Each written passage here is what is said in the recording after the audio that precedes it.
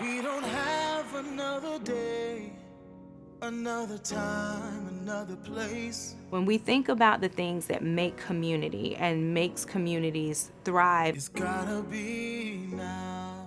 a lot of it is acknowledging their history and being proud of it. We had hundreds of different businesses here. This was the Black Mecca. If we ever wanna change, it's gotta be now. For those of you who've never heard of the 1960 sit-ins, who don't know anything about Axe Handle Saturday, when blacks and those of us sitting in were attacked by 200 whites with axe handles and baseball bats in downtown Jacksonville.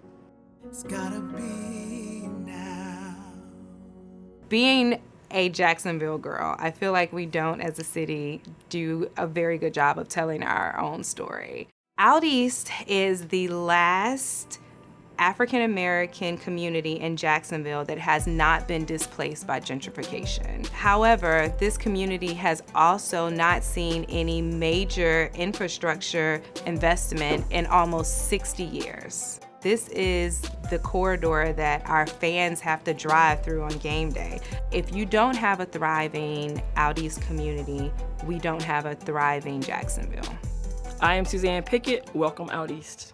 This East Side is special to me because I grew up here in the neighborhood. I am the president of Historic Eastside CDC and the board vice chair of LIFT JAX. I am the housing director for the Jacksonville Urban League. I am a mother, I'm an activist, I am a visual artist. I'm a lot of things. The murals and the enhancement of our commercial corridor is extremely important because we are losing our culture. Cultural gentrification precedes gentrification. I've had a lot of comments that when people drive down A Phillip Randolph corridor that they can't tell that there are businesses here. So from an investor standpoint, from my experience, it's been sort of a free-for-all. But we invite those developers into the community to come partner with us. I'm partnering with LIFT JAX.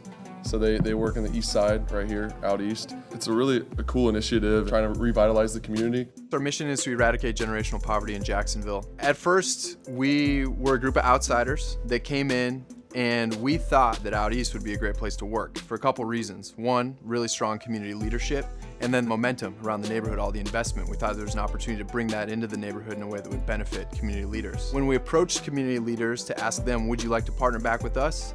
The short answer was, we don't trust you. We've seen a bunch of folks come in, create a plan, probably pay some consultants a bunch of money, and it sits on the shelf and we're left with empty promises. When you're working with a community that has historically been overlooked, there is a level of trust that you have to begin to gain. Historic neighborhoods come with a designation, which not only allows the community to be proud of its history, but it also opens the door for state and federal funding. The team in 2020 made $1 million donation to LIFT Jacksonville that went into a couple of key areas, one being the rebuilding of Deb's grocery store. The Deb's store has been in the East Side for 100 years. It's been closed for 10 years. The energy and the support that store brought to the community, we want to bring that back into the neighborhood. Deb's store is one of our first major projects. So what we're going to be doing is restoring that existing structure.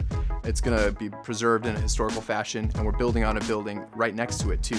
The bottom floor is going to be access to healthy foods, and the top floor is going to be financial services and workforce development. And so we've really worked with the community to understand a series of priorities that are important to them, and then bring it back at that historic location. Welcome to the Melanin Market, everybody!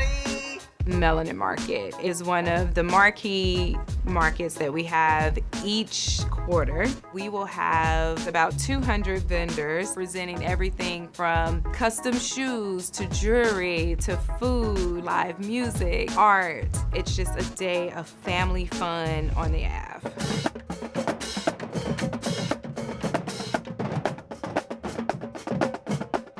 It started based off of an organization that came into our community to bring a marketplace to support small businesses in this community. And when they came, they didn't include our businesses. So myself and my co-founder, Angie Nixon, we sat on this very bench and said, we need to do something about that. So we called up friends that we knew all over town and set up along this corridor on the sidewalk. And we had more attendees at our little makeshift market than they did at theirs. This was the place where Black people came and supported one another in business.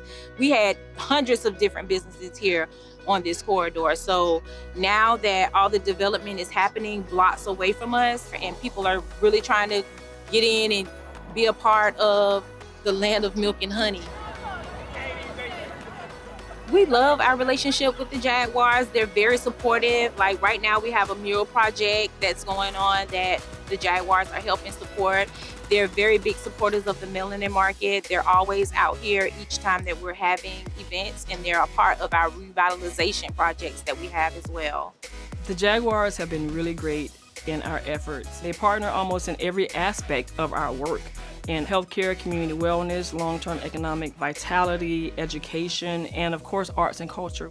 The part about being from my city and to be able to serve my city in this way has, I'm about to cry.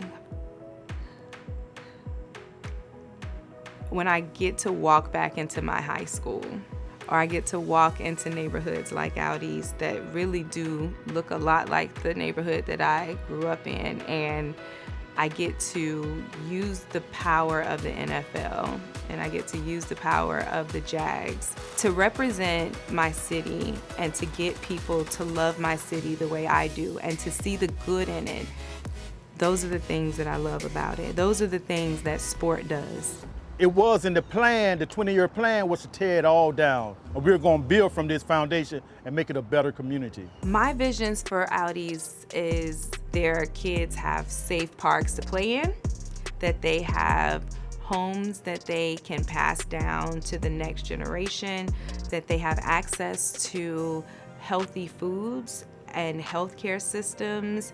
They have transportation that they can get around to the places in our city that they want to get to, that they feel safe going home in the evenings. A good neighbor is that one that you can knock on the door and like borrow a cup of sugar, or that neighbor is the one that looks out for you. And as an organization, as a team, we want to be their favorite neighbor. Duval!